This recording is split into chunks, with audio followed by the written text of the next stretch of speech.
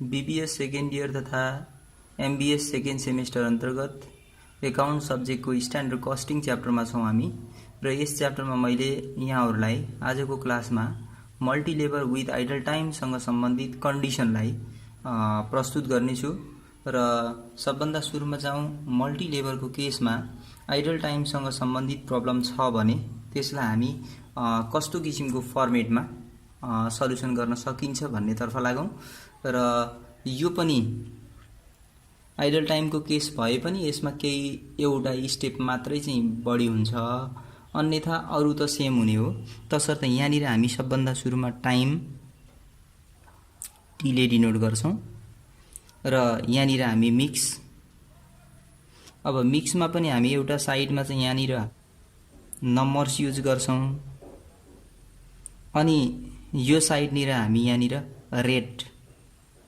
Rate use गर्छौं अनि त्यस्तै हामी यो भन्दा पछिल्लो कलममा एभरेज रेटको कुरा आउँछ यहाँनिर एआर र हामी यो टाइमसँग एभरेज रेटलाई मल्टिप्लाई गर्छौं र यहाँ रिजल्ट पत्ता लगाउँछौं।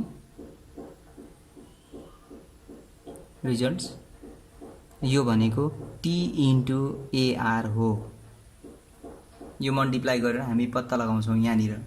अनि अब यो भन्दा पछि हामी यहाँ सबभन्दा सुरुमै यस अनि बाँकी सबै ए, चारवटा ए, हामी पाँचवटा स्टेपसम्म। अब रिजल्टमा यहाँ हाम्रो के हुन्छ त भन्दा ए बी सी डी र ई एउटा आइडल टाइम भेरिएन्सको कारणले गर्दा एउटा स्टेप चाहिँ हाम्रो बढी हुन्छ। अनि यो सुरुको भनेको यस स्टार नै हो र हामी यहाँनिर के गर्छौं भने यो दुईवटा भनेको actual time minus idle time हो, यहाँ पनि actual time minus idle time हो। बाँकी एक्चुअल टाइमलाई नै आधार मानेर हामी सल्युसन गर्नुपर्ने हुन्छ। अब पहिलोमा हामी एउटा मात्र यस भनेका थियौं, अब दुईवटा यस, बाँकी एक्चुअल रिजल्टहरूलाई युज गर्छौं। अनि त्यसपछि हामी यहाँ रेटमा फेरि के छ भने पहिलोमा एउटा मात्र यस थियो भने अब लास्टकोमा एउटा मात्र ए हुन्छ, बाँकी सबै हामी यस स्ट्यान्डर्डलाई नै युज गर्छौं। अनि यसैको आधारमा हामी के गर्ने रहेछौं त भन्दा एभरेज रेट निकाल्छौं र एभरेज रेटको आधारमा एभरेज रेट र टाइमलाई मल्टिप्लाई गरेर रिजल्ट पत्ता लगाउँछौं र त्यसैको आधारमा हामी A minus B, B minus C गरेर हामी भेरिएन्सहरु क्याल्कुलेसन गर्न सकिन्छ। अब यो यस स्टार क्याल्कुलेसन गर्ने तरिका सेम हो जसरी हामी पहिले मल्टिलेभरको केस तर विदाउट आइडल टाइमको केसमा गरेका थियौं, त्यसै गरेर नै हामी यहाँ पनि के गर्छौं भने यस स्टार क्याल्कुलेसन गर्छौं। अब सँगसँगै हामीसँग कतिवटा लेभरहरू छन् त भन्नेसँग सम्बन्धित हुन्छ यो पनि। अहिले मैले यहाँ खाली फर्मेटको लागि दुईवटा मात्रै लेभरहरू, टाइप अफ लेभरहरू छन् भन्ने एजम्पसनको आधारमा सल्युसन गरे। यहाँनिर के छ भने स्किल्ड लेबर र अनस्किल्ड लेबर छ भन्ने एजम्पसनको आधारमा सल्युसन गर्दैछु मैले। अब स्ट्यान्डर्डको नम्बर्स चाहिन्छ अनि स्ट्यान्डर्डको रेट चाहिन्छ, तसर्थ हामी के गर्ने भयो भने standard numbers into standard rate plus यो के को लागि भन्दा स्किल्डको लागि, त्यस्तै standard numbers into standard rate यो हाम्रो अनस्किल्डको लागि। यो मल्टिप्लाई गरेर आएको रिजल्टलाई हामी प्लस गरेर यहाँ सम एमाउन्ट निकाल्छौं र यो समलाई जति नम्बरहरुको यहाँ युज गरेका छौं त्यो नम्बरहरुको समले के गर्छौं त भन्दा डिभाइड गर्छौं। सम अफ एनओएस युज गरेको सम अफ एनओएस ले डिभाइड गरेर यहाँ हामीले एउटा रेट निकाल्छौं, त्यो रेटले हामी यस स्टारसँग मल्टिप्लाई गरेर यहाँ रिजल्ट पत्ता लगाउँछौं।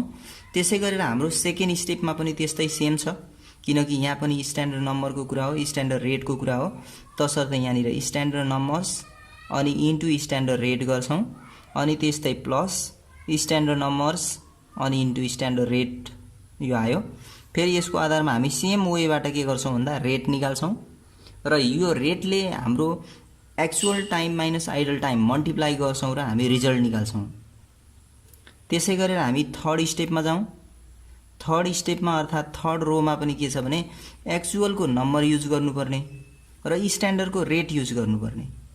एक्चुअलको नम्बर युज गर्छौँ तसर्थ मैले यहाँ ए नम्बर्स लेखेँ इन्टु स्ट्यान्डर्डको रेट प्लस एक्चुअलको नम्बर्स यो अनस्किल्डको लागि इन्टु स्ट्यान्डर्डको रेट। यो हामी फेरि यसमा पनि के गर्छौँ भने मल्टिप्लाई गरेर प्लस गर्छौँ र त्यसरी प्लस गरेर आएको जुन सम एमाउन्ट छ यो sum divide by sum of actual numbers. Actual नम्बर्सको समले डिभाइड गरेर आएको जुन फिगर हुन्छ रिजल्ट हुन्छ यो रिजल्टले हामी A minus IT idol टाइमलाई multiply गरेर हामी यहाँको रिजल्ट निकाल्छौँ। र त्यसै गरेर योभन्दा पछिल्लो स्टेप्समा पनि के छ भने हाम्रो यो क्याल्कुलेसन गर्ने जुन हाम्रो मिक्समा क्याल्कुलेसन गर्ने छ यो सेम वेबाट क्याल्कुलेसन गर्छौँ किनकि यसमा पनि हाम्रो एक्चुअल स्ट्यान्डर्ड नै छ हैन, दुईटैमा सेम भएको हुनाले सेम नै हुने भयो इन्टु स्ट्यान्डर्ड रेट। र यहाँबाट प्राप्त भएको रिजल्ट हाम्रो यो पनि के अरे एभरेज रेट पनि सेम आउँछ।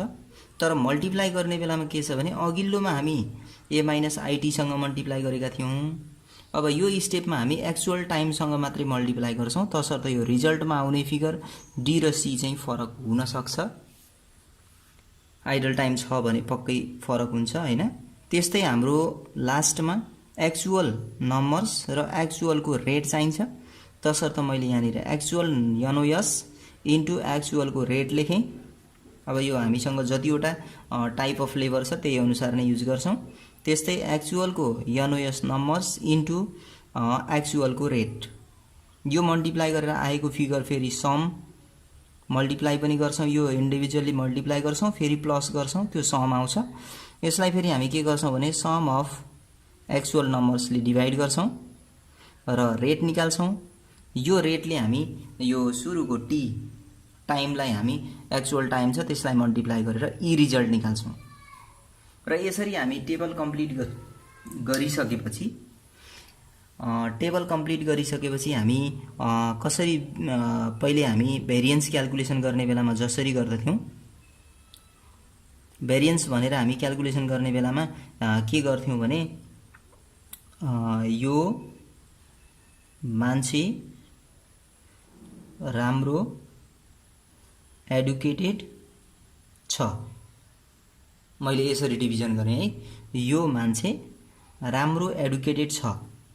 हामीसँग यो मल्टी लेभरको केसमा विदाउट आइडल टाइममा 5 वटा मात्रै हुन्थे भेरिएन्सहरू, तर यहाँ के छ भने आइडल टाइम एउटा थपिएको हुनाले हाम्रो यो मान्छे पछि आइडल टाइम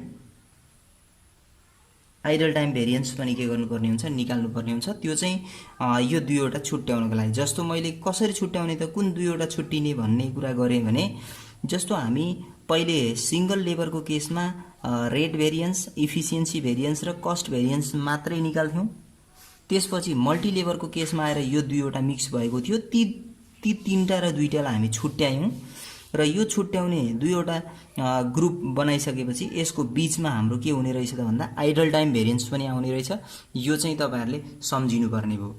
अब यो भनेको labour yield variance, labour mix variance, labour idle time variance अनि labour rate variance, labour efficiency variance र लेबर कस्ट भेरिएन्स यसरी हामी निकाल्छौं।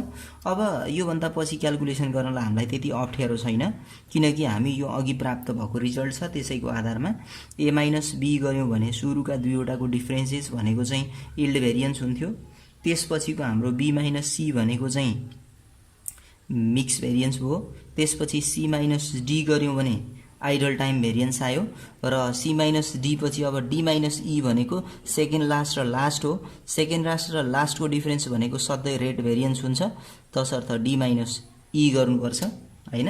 अनि त्यसपछि फेरि हामी यो भन्दा पछि के गर्थ्यौं भने a र सेकेन्ड लास्टको डिफरेन्स अनि a र लास्टको डिफरेन्स निकाल्थ्यौं, तसर्थ a माइनस सेकेन्ड लास्टको डिफरेन्स भनेको d इफिसियन्सी भेरिएन्स अनि a माइनस लास्टको डिफरेन्स भनेको e र यसरी हामी चाहिँ भेरिएन्सहरु क्याल्कुलेसन गर्न सक्छौं। a - b अनि b - c, c - d, d - e, a - d र a - e गरेर हामी भेरिएन्सहरु पत्ता लगाउँछौं। यो सबैमा के छ भने पोजिटिभमा आयो भने फेभरेबल रिजल्ट र नेगेटिभमा आयो भने अनफेभरेबल रिजल्ट हुन्छ।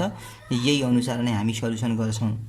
जसरी मैले यहाँनिर एउटा स्टेटमेन्ट तपाईहरुलाई मल्टिलेभरको केस र त्यसमा पनि आइडल टाइमको बेसिक कुराहरू सिकाएँ।